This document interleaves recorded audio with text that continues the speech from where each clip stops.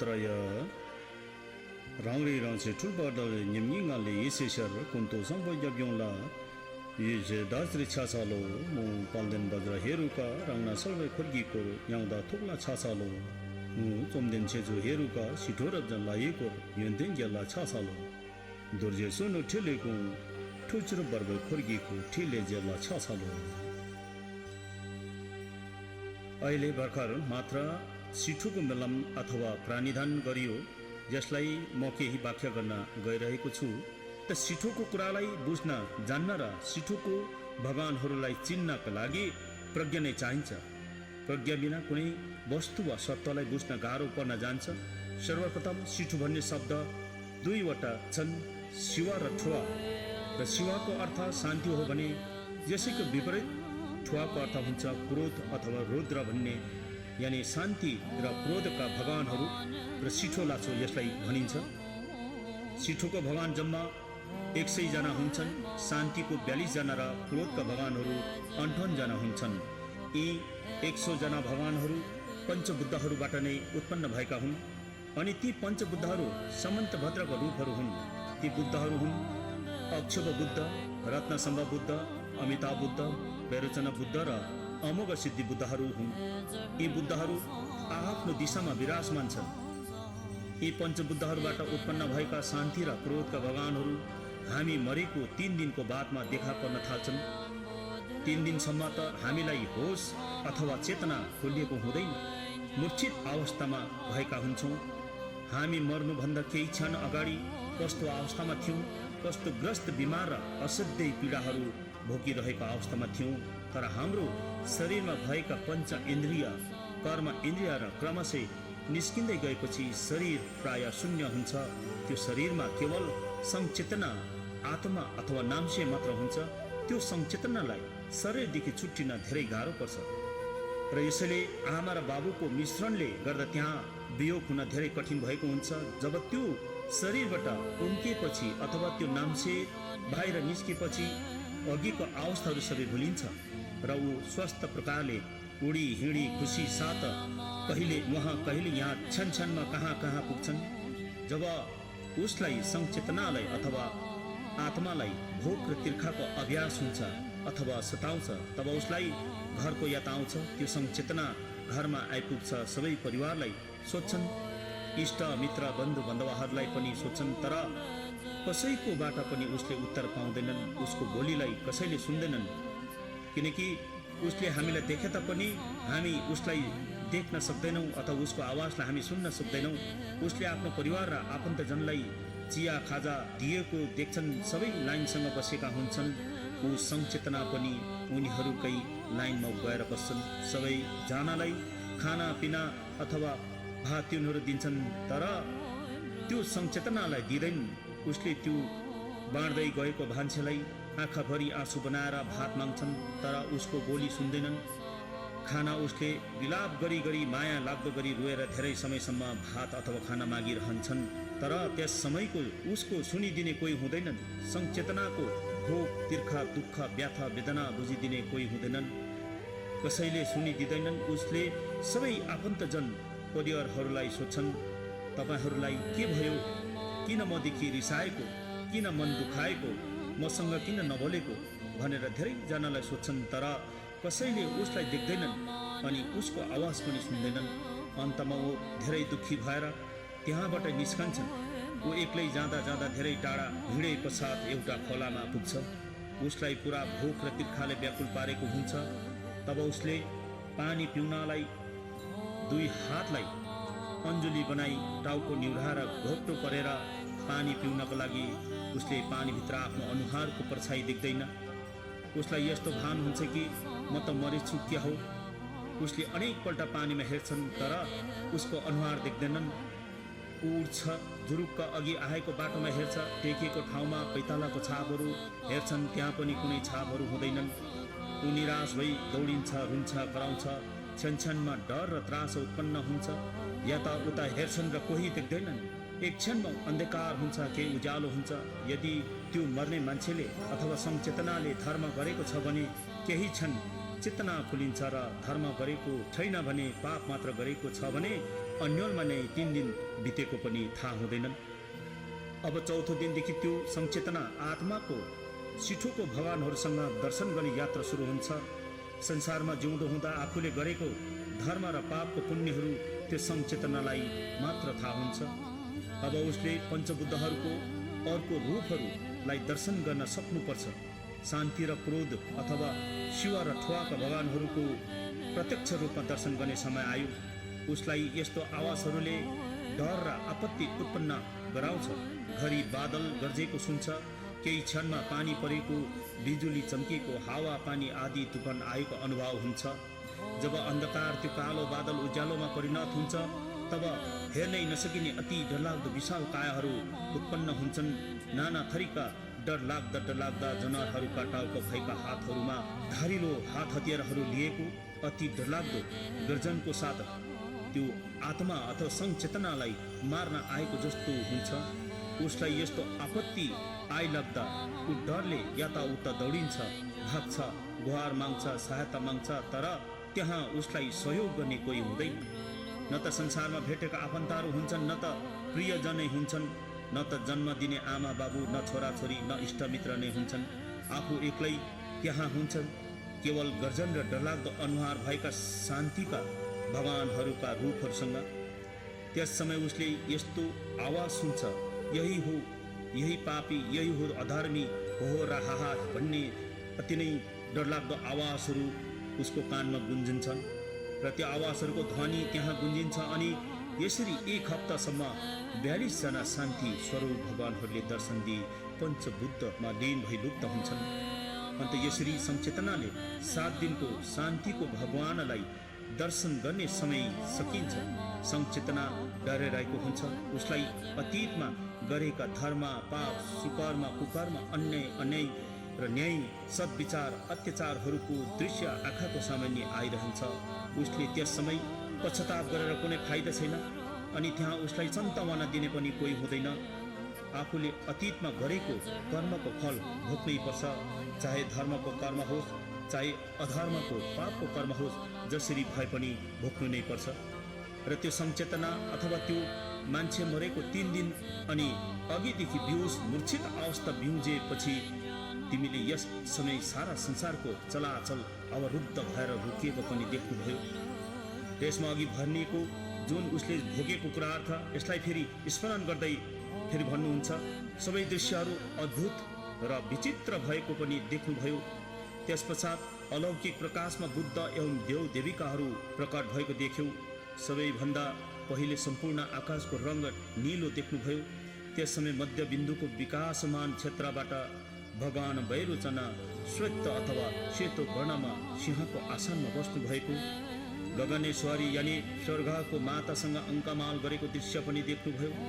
दोस्रो दिनमा तिमी प्रवेश भयो। त्यस दिन तिमीले पूर्व दिशाको अभिरुचि नामक बुद्ध क्षेत्रबाट भगवान वज्र सत अथवा अक्षुभ बुद्ध नीलो रङमा हातमा 5वटा धार भएको दुर्जे लिएको, हात्तीको सिंहासनमा बस्नु भएको माता बुद्ध लोचनाले अङ्गमाल गरेकी मुद्रामा दर्शन गर्नुभयो।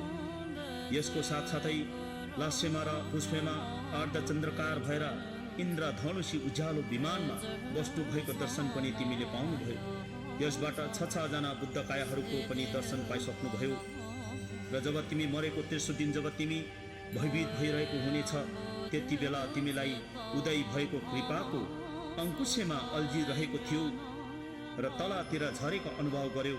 त्यस समय डरले भाग्यौ। तब तेस्रो दिन रत्न सम्भव बुद्ध आफ्नो सहयोगी देवा देवीहरूसँग मानव लोकबाट तिमीलाई स्वागत गर्न आएको थियो। त्यहाँ नाना प्रकारको रङ भएको तेज ज्योतिहरूलाई दर्शन गर्यौ। त्यस ज्योतिहरूको बीचबाट पहिलो रङ्ग तेज ज्योति र पहिलो रङको शरीर भएको रत्न जडितले सजिएको घोडाको आसनमा विराजमान गर्नुभएको बुद्ध रत्न सम्भवलाई देख्नुभयो। माता मामकी डोल्माले अङ्कमाल गरेको मुद्रामा दर्शन पाउनुभयो। 6 जना बुद्ध शरीरहरू उज्जवल इन्द्रणी ज्योतिबाट उदय भएको पनि देख्नुभयो। जब चौथो दिनमा अहम, अहङ्कार, लोभ, लालच, हेरा फेरी र पाप कर्मको प्रभावले गर्दा सदैव दुखी भएको देखेर यसबाट उत्पन्न भएको घोर आवाज र निस्तेज प्रकाशहरूदेखि भयभीत बनेर भागिरहेको बेला यस प्रकार मानिसहरूलाई अन्तर्भावको अवस्थामा मृत्युको चौथो दिनमा आफ्नो सहयोगी देव देवीहरू सहित रेस राग र अहङ्कारबाट उत्पन्न प्रेत योनिको रूपमा निस्तेज प्रकाश भएको मार्गमा स्वागत गर्न या लिन आएको अग्नि तत्त्वबाट उत्पन्न भएको पवित्र रूपमा रातो ज्योतिसँगै रातो वर्णको भगवान अमिताभ बुद्धलाई दर्शन गर्यो। हातमा कमलको फुल लिएको मजुरको आसनमा विराजमान हुनुभएको अनि दिव्य माता परम श्रेष्ठ पण्डोरवासिनी देवीले अङ्कमाल गरेको दृश्य र अवलोकतेश्वर र मञ्जुश्रीलाई पनि दर्शन गर्नुभयो। अब पाँचौं दिनमा तिमीले अथवा संचेतनाले मनलाई विचलित नबनाइकन अन्तकालको पाँचौं दिनमा पनि प्रवेश गर्यो। यस अवस्थामा महाभूत समस्त वायु तत्त्वको विशुद्ध रूपमा हरियो रङको उज्यालो उदय भएको देख्नुभयो। यस समय उत्तर दिशाको कर्मकोट नामक बुद्ध क्षेत्रदेखि हरियो वर्णको शरीर भएको भगवान अमोघ सिद्धि बुद्ध आफ्नो प्रमुख सहयोगी देवी देवगणलाई सँगै लिएर हातमा दुर्जे अथवा वज्र धारण गर्नुभएको आधा मानिस र आधा गुरुर रूप भएको सिंहासनमा विराजमान भएको माता समय ताराले अङ्कमाल गरेकी मुद्रामा तिमीले दर्शन पाइसक्नुभयो। अघि तिमीले पञ्चबुद्धहरूलाई दर्शन गरिसक्यौ, जसलाई अमोघ सिद्धि, वैरोचन सिद्धि, रत्नसभ बुद्ध र अमिताभ बुद्धहरूलाई तिमीले दर्शन गरिसक्यौ। तिमी छैठौं दिनमा पनि प्रवेश भयो। छैठौं दिनमा पनि तिमी ती ज्योति र किरणहरूसँग त्रस्त र भयभीत भएर नीच योनिमा भट्किरह्यौ, अल्मलिएर घुमिरह्यौ। तब मृत्युको छैठौं दिनमा मातृ पितृको महाकरुणा रूपी युगल ज्ञानी तपस्वी पञ्चकौल बुद्ध उनका सहयोगी देवी देवगणहरूलाई लिएर आउनुभएका। तब तिमी संसारिक संस्कारहरूको माया मोहमा फसेर उनीहरूदेखि आतंकित र त्रास्त भइरहेको बेला परिमण्डलको मध्यभागको विकीर्ण नामक बुद्ध क्षेत्रबाट माता पिता रूपी युगनद्ध बुद्ध वैरोचन पहेँलाको जस्तै गरेर दर्शन दिनुभयो। युगल माता पिता स्वरूप पाँचजना तपस्वी बुद्धहरूको बाहिरपट्टिको परिधिमा द्वारपालले क्रोधमाथि विजय प्राप्त गर्ने यमराज घोडाको मुख भएको क्रोधको राजा हायङ्ग्रीवा भगवानहरू, देवलोक, असुरलोक, मनुष्यलोक, तीर्थलोक अथवा प्रेतलोक अनि नर्कलोक, यी 6 लोकका भगवानहरू अथवा मुनिहरू अर्थात् बुद्धहरू प्रकट भएर दर्शन दिनुभयो। समस्त बुद्धहरूको पूज्य अथवा पुर्खाहरू अथवा पितामह समन्तभद्र र समन्तभद्र युगल माता पिता स्वरूप प्रकट भएको आभास गर्यो। ती बुद्ध र देवी देवगण यी समस्त बुद्ध क्षेत्रबाट अवतरित कतै बाहिरबाट आउनुभएका होइनन्। यिनीहरू सबै तिम्रो हृदय स्थलको मध्य भाग र 4 दिशाहरूबाट उत्पन्न भएर आएको थियो। यी सबै बुद्ध र देवगणहरू तिम्रो हृदयको भित्री भागबाट उत्पन्न भई बाहिर निस्केर दर्शन दिइसकेको छ। यी बुद्ध र देव देवीगण कतैबाट आएका होइनन्, तर तिनीहरू सबै तिम्रै ज्ञान शक्तिमा अनन्तकालदेखि बसेका हुन्। यिनीहरू अनभौतिक अथवा अनभौगिक रूपमा विराजमान थिए। अन्त यिनीहरूलाई उनीहरूकै रूपमा तिमीले चिन्न सक्यौ। तिम्रो मृत्युको 7औं दिनमा इच्छा आकाङ्क्षाहरू पवित्र धातुको रूपमा शुद्ध भएर 5 रङ बिरङ्गी ज्योतिसँग उदय भएको पनि तिमीले देख्यौ। ज्ञान देव देवी डाकिनी परिहरू हातमा नाना प्रकारका धारिलो हतियारहरू लिएको, खुनले भरेको खोपडी लिएको, आफ्नो मुद्रामा नृत्य गरेको तिमीले दर्शन पायौ। परिमण्डलाको बाहिरी हिस्साबाट असङ्ख्य डाकिनीहरू परिहरू, 8वटा महाशमशानहरूका डाकाहरू अथवा पुरुष परिहरू, 4 बुद्ध क्षेत्रका डाकाहरू, वीर योद्धाहरू, किङ्गार धर्मरक्षक धर्मपालहरू, हाड र छालाले बनिएको गरगहना पहिरिएको स्त्री पुरुषहरू, नाना प्रकारका हड्डीले बनिएको बाजा घजा बजाएर तिमीलाई स्वागत गरेको अनुभव गरिसक्यौ। 5 रङ्ग ज्योति जस्तै रङ्गीन धागोमा गुथिएका झैँ रङ्ग बिरङ्गी चमचम चम्किने झलक मलक सरर गर्दै एउटा स्वच्छ तेजवीर ज्योति 5 जना विद्या र ज्ञानका देवगण विद्याधरहरूको हृदय स्थलबाट उत्पन्न भएर तिम्रो हृदयको छेउबाट आँखाहरूलाई असाध्य वेदना दिँदै आएको थियो। त्यसबेला यसको रङ सँगसँगै मूर्खलोक अथवा पशुलोकदेखि निस्तेज नीलो रङको ज्योति पनि देखा परेको थियो। त्यसबेला तिमी संसारिक वासनाहरूको अधीनमा परेर भ्रमित भई त्यो तेजवी रङ्गप्रति आकृष्ट भयो। यस अवस्थामा तिमी 5 रङको तेजवी ज्योतिसँग भयभीत र आतङ्कित भएको थियो। त्यसलाई आफ्नै ज्ञान शक्तिको ज्योति हो भनेर तिमीले चिन्यौ। त्यस ज्योतिको भित्र तहबाट स्वत उद्घोषित धर्म शब्दहरूको ध्वनिहरू 1000 वज्र कड्कडिएको गर्जन जस्तै भयो। यी शब्दहरूको गुन्जन र महागर्जनदेखि आतङ्क, तीव्रता र उग्रताका आवाज ध्वनिहरू उत्पन्न भएको तिमीले अनुभव गर्यौ। यिनीहरू ध्वनिहरू, हे संचेतना, यी ध्वनिहरू, गर्जनहरू तिम्रै प्राप्त ज्ञान शक्तिको रूपहरू थिए। यदि तिमी डरायौ भने पशुलोकबाट उत्पन्न भएको निस्तेज हरियो रङको प्रकाशसँग तिमीले अनुराग आकृष्ट भएर मोहमा फसिन्थ्यौ। त्यसप्रति आकर्षित भई मोहरूपी अन्धकारमा फसिएर कुकर्म गर्ने लोक अर्थात् पशुलोकमा पतित भएर सधैँभरि मूर्ख, नबोल्ने, नसुन्ने, लाटा गुङ्गा, अर्काको कमारो भएर बाँच्नु पर्नेछ। त्यहाँ मार मार, काट काट जस्तो अनन्त दुःख कष्ट भोग्नु पर्ने अवस्था तिमीले अनुभव गर्यौ। हे संचेतना, अब 7औं दिनको तला छर्ने अवस्था अथवा तिर्यक, पशुलोक, प्रेतलोक र नर्कहरू, परिचय, प्रार्थनाहरू अनि अन्तर्भावको परिस्थितिमा शान्त र शान्तिप्रिय देवा देवीगणको आगमन, उपस्थिति र आवासहरूको परिचय यो 7औं दिनको यही सम्पन्न हुन्छ। र 8औं देखि 14औं दिनसम्म उग्र रूप धारण गर्ने देवी देवता गणको प्रादुर्भाव अथवा उत्पत्ति अनि उनीहरूको परिचयहरू यसरी सुरु हुन्छ। जो उक्त अवस्थामा अन्तर्भावका 7 दिनभित्र 7 प्रकारको बाधा अडचनहरू थिए। यसकारण सम्यक शान्त देवी देवगण सम्पूर्ण ज्ञानले युक्त भएका विद्याधरहरू सँगसँगै डाका डाकिनीहरू उनको स्वागत गर्न आएपछि क्रोधको आगोमा प्रज्वलित भएका 58 देवगण उक्त शान्त रूपधारी देवगणको विपरीत रूप लिएर प्रकट हुन्छन्। यिनीहरू शान्तिप्रिय देवगण जस्ता हुँदैनन्। यिनीहरू क्रोधी, प्रचण्ड, उग्र र भयानक, डरलाग्दा रगत पिउँदै गरेको हुन्छन्। तर यी सबै क्रोधी, उग्र रूपधारी देवी देवगण सबै अन्तर्भावकै रूपहरू हुन्। अब अन्तर्भावको 8औं दिनमा हेरुका उग्र रूप धारण गर्ने देवी देवगणहरू तिम्रो अघि देखा पर्नेछन्। अन्त तिमी अविचलित भएर उनीहरूलाई चिन्नु पर्छ। गहिरो बदामी रङ्ग भएको महाप्रतापी बुद्ध हेरुका, जसको 3वटा विशाल टाउको भएको, 6वटा बलिष्ठ हातहरू, 4वटा खम्बा जस्तो खुट्टाहरू फैलाएर दृढता साथ उभिरहेको, उसको दाहिनेपट्टिको अनुहार सेतो वर्णको, देब्रेपट्टिको रातो वर्णको र मध्यमको अनुहार गहिरो बदामी वर्ण र त्यहाँबाट आगोको ज्वाला निस्किरहेको, उनका 9वटा आँखाहरू उघारेर भयङ्कर डरलाग्दो नजरले हेरिरहेको, उनका आँखीभहरू बिजुली चम्किँदा चर्केका धर्सा अथवा धर्काहरू जस्तो लामा लामा दाँत भएको, अणरण भन्ने शब्दहरू हाहार होको शब्दहरूमा अट्ठास गर्दै हाँसिरहेको, तीको आवाज शिश गरेर सिटी बजाइरहेका आफ्नो केशराशिहरूलाई ठाडो पारेर भिजाइरहेको, खोपडीहरूको मालाहरू पहिरिएको, हातहरूमा डरलाग्दा डरलाग्दा हात हतियार लिएको, बुद्ध क्रोधीश्वरीले अङ्कमाल गरिरहेकी,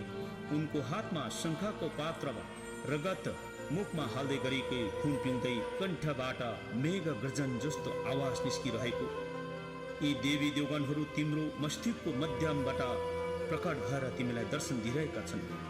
यस्तो देखेर तिमी भयभीत त्रास्त नहुनु। वास्तवमा उनीहरू त भगवान वैरोचन बुद्ध युगल मातापिता दुवैको साक्षात रूपहरू हुन्। र तिमी 8औं दिनको पश्चात 9औं दिनमा वज्रकुलका हेरुका देवगण आत्मा अथवा संचेतनालाई स्वागत गर्न आउनेछन्। नीलो वर्णको शरीर भएको 3वटा मुखहरू, 6वटा हातहरू अनि 4 खुट्टामा दृढता साथ उभिएको, उसले पनि अघिको हेरुकाले जस्तै खोपडी हड्डीका मालाहरू लगाएका, वञ्चरो वज्र खोपडी लिएको माता वज्र क्रोधीश्वरीले अलिङ्गन गरिरहेकी मुद्रामा उभिएको, र तिमीले यस्तो दर्शन पाउनुहुनेछ। सुन संचेतना, उसको हातमा पनि रगतले भरिएका पात्र लिएको र वज्र हेरुकालाई पिहाउँदै गरेको तिमीले देख्नेछौ। उनीहरू तिम्रो मस्तिष्कको पूर्वी कोणबाट निस्केको भगवान वज्र सत्व अथवा अक्षव बुद्धकै साक्षात रूप हो। तिमी उनीहरूसँग नडराऊ, बरु यसलाई भक्ति गर अनि तिमीलाई कल्याण हुनेछ। र तिमी मरेको 10औं दिनमा तिमी प्रवेश हुँदैछौ र त्यस दिनमा तिमीले रत्न कुलका भगवान रत्न हेरुका पहेँलो वर्णको शरीर धारण गर्नुभएको 3वटा मुख, 6वटा हात अनि 4वटा बलिष्ठ खुट्टाहरू फैलाएर उभिएको मुद्रामा दर्शन दिनुहुनेछ। मातृका रत्न क्रोधीश्वरीले पितृरूप रत्न हेरुकालाई अङ्कमाल गरिरहेकी, हातहरूमा रत्न खडक गदा लिएको, घण्टी, मानव खोपडी, त्रिशूल लिएको रूप तिमीले देख्नेछौ। उनीहरू त तिम्रै मस्तिष्कको दक्षिण कोणबाट निस्केको माता पिता रूपी युगनद्ध रत्न सम्भवका साक्षात रूपहरू हुन्। यसकारण तिमी डराउने काम छैन, भयभीत र त्रास्त हुनु हुँदैन। उनीहरू त तिमीलाई मुक्ति गराउन दर्शन दिन प्रकट भएका हुन्। तिमी मरेको 11औं दिनमा कमलको फूलको क्रममा रहेका रगत पिउने हेरुका देवी देवगणहरूले तिमीलाई दर्शन दिनेछन्। यिनीहरू पद्मा कुलको हेरुका नामको पद्मा हेरुका हुन्। गहिरो रातो वर्णको शरीर धारण गरेको, अघिकै हेरुकाहरूको मुद्रामा भएको दिव्या माता पद्मा क्रोधीश्वरीले अङ्कमाल गरिरहेकी अनि उनीप्रति अघि झै रगतका प्याला लिएकी हेरुकालाई पिलाउँदै गरेको रूपमा तिमीले दर्शन पाउनेछौ। तिमी त्यति बेला त्रास, आतंक, भयभीत नहुनु। उनीहरू माता पिता रूपी युगनन्द भगवान अमोघ सिद्धिकै साक्षात रूप हुन्। यिनीहरूलाई तिमीले श्रद्धा भक्ति गर। यिनीहरूलाई आफ्नै कुल देवी देवताहरूको रूप चिन्नु भए तत्काल मुक्ति प्राप्त हुनेछ। यसरी प्रकट हुने देवी देवगणहरूको परिचय आफ्नै कुल अथवा हिदामको रूपमा पहिचान गरी उनीहरू मुक्ति प्राप्त गर्न सक्छ। जस्तै जीवित कालमा गुरुले व्याख्या गर्नुभएको मृत्युपछि मुक्तिसम्ममा जुन आभास या रूपहरू थिए, वास्तविक मृत्युपछि पनि त्यस्तै आभास र प्रतिबिम्बहरू देखा पर्छन्। त्यसमा कुनै प्रकारको भिन्नता हुँदैन। यो आमा र छोराको संयोगवश मिलन जस्तो मात्र हो, जो उत्पन्न भएको तत्कालै पुरानो परिचित व्यक्तिलाई पुनः देख्ने साथ चिनेको जस्तो आफ्नै चेतना शक्तिको आभास हो भनेर जान्न सकिन्छ र मृत्यु पश्चात मुक्ति निश्चित हुन्छ।